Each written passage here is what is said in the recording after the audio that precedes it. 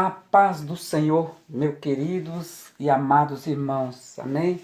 Louvado seja o nome do nosso Senhor e Salvador Jesus Cristo. Aqui quem vos saúda é o pastor Moisés, pastor auxiliar aqui da nossa igreja IEPBC de Formosa, Goiás. Eu gostaria de dizer que para mim é um prazer fazer parte desse grande e valioso projeto. Eu me sinto alegre por contribuir um pouquinho para a realização desse grande trabalho.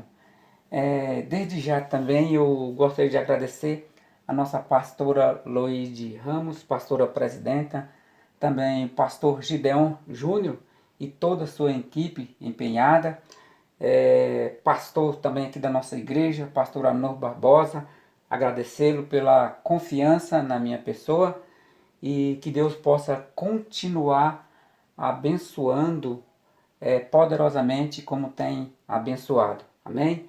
Louvado seja Deus. Bom, meus irmãos, então nós chegamos aqui no capítulo 32 de Êxodo. Capítulo 32 de Êxodo. E nós podemos ver, meus irmãos, que 40 parece ser um número de prova, né? Aqui nós vemos Moisés por cerca de 40 dias no monte, recebendo ali as leis de Deus. E também vimos Jesus por 40 dias esteve de jejum e totalmente diferente de Israel, ele venceu maravilhosamente. Então nós podemos entender que a impaciência de Israel com Deus os levou a pecar. E a maioria dos que saíram do Egito não tinha fé, a fé verdadeira, né?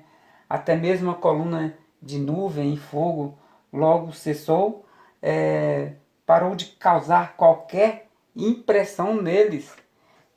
Então, isto é, rapidamente eles retornam os caminhos dos prazeres ali do Egito, né? Isso nos alerta para o fato de muitos que hoje professam ter deixado ali o Egito espiritual, mas ainda continuam a ter o mundo em seus corações. Nós podemos ver que esse tipo de atitude faz com que a pessoa não receba de Deus, né, a bênção prometida. Amém? E nós podemos ver que aqui Israel ele quebra o segundo mandamento, instituiu a sua própria forma de adoração a Deus, né? Eles instituem a sua própria forma de adoração. Mas antes de prosseguirmos aqui, algumas coisas elas precisam ser ditas. Lógico que aqui não é para justificar, mas para que nós possamos entender o que estava por trás da atitude daquele povo. Bom, primeiro, eles não estavam acostumados a esse tipo de relacionamento. Tudo que eles conheciam como culto estava associado a uma imagem. Quer dizer, isso era uma grande influência que estava na mente daquele povo. E segundo, o bezerro ele foi criado quando Moisés estava no monte, ali, quer dizer, na ausência de Moisés. Então, o que nós podemos ver é que Moisés, ele era o símbolo visível de Deus. Então, no momento em que Moisés não estava mais no meio do povo, ou seja, quando o povo não podia mais vê-lo, o povo começou a entrar em pânico. Bastou um tempo de afastamento ali do seu líder para que os chefes ali dos clãs e das tribos se ajuntassem para pedir outro Deus que pudesse ir adiante deles. Então, quer dizer, Arão, o que ele faz? Ele se acovarda diante ali da liderança do povo e ele empresta ali a sua arte técnica para criar um bezerro que, segundo Arão, era a imagem do próprio Deus. Porque veja só, ele edifica um altar e diz, olha, amanhã será a festa do Senhor. Então o que o povo faz? O povo se levanta de madrugada, oferece-lhe sacrifício de comunhão, aí depois o povo vai beber, vai dançar, vai se divertir e fazer outras coisas mais.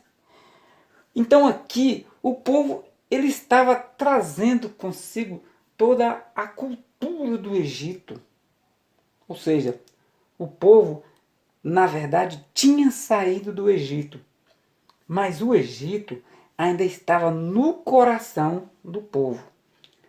Meu amado, eu fico aqui imaginando quantas pessoas hoje querem trazer os costumes do mundo para dentro das igrejas. Querem servir a Deus, mas usando aí os velhos costumes. Quando Paulo escreve na segunda carta ao Coríntios, no capítulo 5, no versículo 17, ele diz assim, ó, aquele que está em Cristo, nova criatura é. As coisas velhas já se passaram e eis que tudo se fez novo. Quer dizer que quando nós aceitamos a Cristo, os velhos costumes mudando e toda a sua natureza mundana, tudo isso tem que ficar para trás.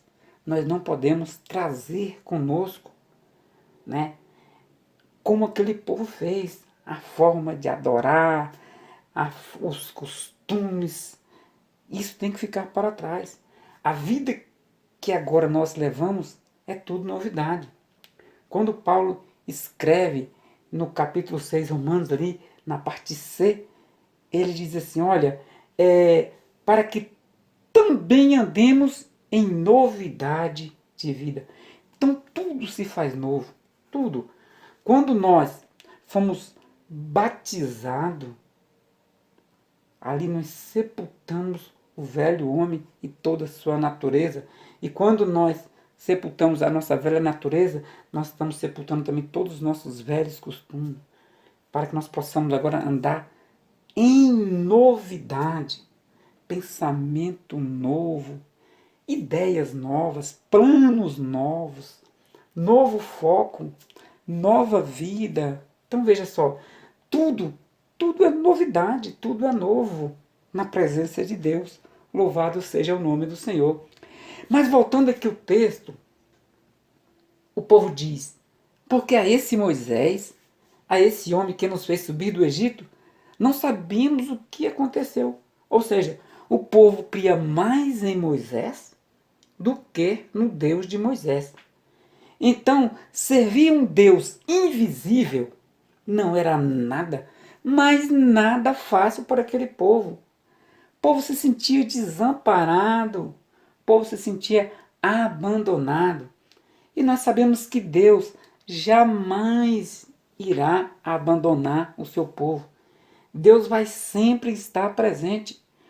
Nós podemos ver no Salmo de número 9, versículo 10, lá está escrito, o Senhor não desampararás os que te buscam. Em Josué, no capítulo 1, no versículo 9, diz assim, olha, o Senhor teu Deus estará contigo onde quer que andes. Quer dizer, o Senhor sempre, mas sempre estará com seu povo. Deus estará sempre presente no meio do seu povo. Então nós vemos aqui, no versículo 7, o Senhor ele disse para Moisés, olha, desce depressa, porque o teu povo que fizeste subir do Egito se corrompeu. Então o Senhor disse, olha, esse povo tem um coração duro, deixa eu acender contra eles o meu furor e os consuma. Então nós podemos ver, irmão, que Deus, ele é misericordioso. Deus é bondoso. Deus salva. Deus batiza com o Espírito Santo, cura, liberta, leva para o céu. Coisas preparadas estão para os salvos. Aquilo que o olho ainda não pôde ver, o ouvido não pôde ouvir. São tantas coisas que Deus ainda tem preparado para aqueles que o amam. Mas também Deus é fogo consumidor. Deus criou o céu, mas também criou o lago de fogo. que está preparado para o diabo e seus anjos, e todo homem também que pecar, que morrer no pecado. Então a vontade aqui de Deus era consumir aquele povo e fazer de Moisés uma nova nação, assim como fez com Abraão. Tanto é que são mais de 3.000 almas que morreram ali naquele lugar. Então, para que Deus não exterminasse, não acabasse com aquela geração, Moisés, ele vai interceder pelo povo. E Moisés se baseia em quê? Em baseia nas promessas de Deus. As promessas que Deus havia feito para os seus pais. Então ele ora, ele intercede, ele pede para que Deus não consuma aquele povo. Olha, meus irmãos, que lição maravilhosa nós podemos tirar. Deus ouve a oração de Moisés. E como resultado, Israel foi salvo da destruição. Foi salvo. Olha, irmão, a oração. O que está escrito lá em 2 Crônicas, no capítulo 7, versículo 14? O que Deus disse para Salomão? Deus disse, olha, se o meu povo, que se chama pelo meu nome, se esse povo se humilhar, orar e buscar a minha face e converter dos seus maus caminhos, eu ouvirei do céu, perdoarei os seus pecados e sararei a tua terra. A bênção aqui é dupla. Olha, perdoarei os seus pecados. Isso é bênção espiritual. Sararei a sua terra. É bênção material. Então ele diz ainda, olha, os meus ouvidos estarão, os meus olhos estarão abertos e os meus ouvidos atentos à oração. Então veja só o poder da oração. Moisés intercedendo por Deus. Olha que coisa linda. Intercedendo, Moisés praticamente todo, naquele momento ali, Moisés salva aquela geração. Moisés orando a Deus, pedindo para que Deus não consuma. Então nós podemos ver que a oração ela pode muitos nos seus efeitos. Vimos que quando Elias ele ora para que não chovesse e diante de 3 anos e meio não choveu. E quando ele ora de novo, o céu deu chuva e a terra germinou fruto. É o efeito da oração. E quem eram esses homens? Quem era Elias? Quem era Moisés? Sujeito às mesmas paixões, às mesmas falhas, mas com um diferencial, meu amado. Um diferencial na vida desses homens. Era a intimidade com Deus. Intimidade com Deus. E isso era algo que aquele povo não tinha. Na verdade, o que eles tinham, eu costumo chamar de intimidade terceirizada. Como assim? Como assim intimidade terceirizada? Por exemplo, Deus falava com Moisés, Moisés falava com o povo falava com Moisés e Moisés falava com Deus. Quer dizer, não havia uma ligação direta entre Deus e o povo. O que havia era recado. Manda o povo, Deus manda Moisés dizer para o povo vai lá, tem que pedir Moisés para falar e levar alguma coisa para Deus. Então quer dizer, o que eu aprendo aqui, irmãos, é que tem muita gente que gosta disso, de intimidade terceirizada. Irmão, eu pergunto, está errado você pedir oração? Não está errado pedir oração. A Bíblia diz que nós temos que comunicar com os santos as nossas necessidades. Temos que sim, temos que pedir, irmão, ore por isso, ore por aquilo, estou passando por isso, ore por aquilo. Mas se eu peço oração, irmão, eu preciso orar também. Porque se eu só pedir e não orar, eu estou fazendo como aquele povo tinha que falar com Deus, para Deus falar com Moisés. Então, é melhor que eu ore também, porque eu orando também, irmãos, eu clamando a Deus, irmãos, olha, vai crescer essa intimidade. Olha, é importante que nós oramos também pelas nossas adversidades, as nossas ansiedades. Irmãos, olha, linha direta com Deus. Irmãos, isso, irmão, é privilégio nosso. Isso é privilégio nosso. E é algo que aquele povo não tinha. Não tinha. Olha o que está escrito em Tiago 2,5. Porque há um só mediador entre Deus e os homens. Jesus Cristo. Sabe o que significa, irmão? Linha direta com Deus em nome de Jesus. Não existe véu que está separando mais, não. O véu já não separa mais. E além disso, irmão, olha, quando nós oramos, o Espírito Santo, ele nos ajuda em nossas fraquezas, porque nós não sabemos como orar. Mas o próprio Espírito, irmão, ele intercede com nós, levando até Deus as nossas causas. E isso ele faz com gemidos inexprimíveis. Romanos 8:26. Faz com gemidos inexprimíveis. Então, diferentemente daquele povo, irmão, olha, nós temos linha direta com Deus, intimidade com Deus. Olha, andamos na presença de Deus, sentimos a presença de Deus e temos a ousadia de falar com Deus. Louvado seja Deus. Isso em qualquer lugar, dentro do teu quarto, no teu carro, andando na rua, você trabalhando, você andando de bicicleta, você, enfim, qualquer lugar, irmão. Quando nós oramos em nome de Jesus, Deus ouve as nossas orações. Então isso esse povo não tinha, essa intimidade, essa ligação direta. Mas muitas coisas mais, meus amados, nós podemos aprender aqui nesse capítulo, muita coisa boa, né? Mas o tempo realmente é escasso.